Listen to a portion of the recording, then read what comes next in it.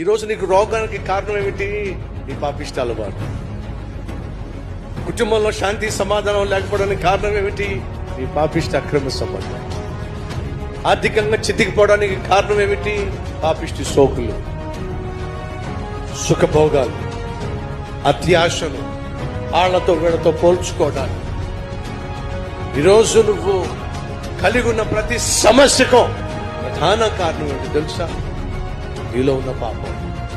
నువ్వేమో సమస్యలు తీరిపోవాలి, ప్రభు అద్భుతం చేయి, సమస్యలు తీర్చు, కుటుంబ సమస్యలు తీర్చు, ఆర్థిక సమస్యలు తీర్చు, అనారోగ్య సమస్యలు తీర్చు, అద్భుతం చేయి అంటున్నావు.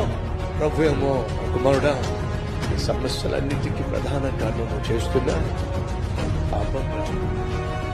దాన్ని నీ నుంచి తొలగించడానికి లోకానికి వచ్చాను. దాన్ని తీసేయాలి.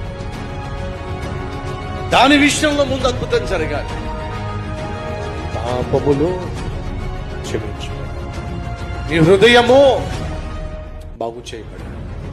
సహోదరి సహోదరులు, నీ హృదయము శుద్ధీకరించబడితే ప్రభు సెలవిచ్చాడు, గుడ్డి పరిసయుడా, పాత్ర పైన ఎందుకు కడుగుతున్నావు?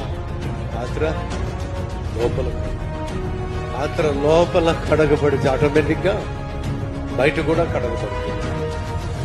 ఎప్పుడైతే నీ హృదయము శుద్ధీకరించబడుతుందో నీ శరీరము కూడా బాగుపడుతుంది.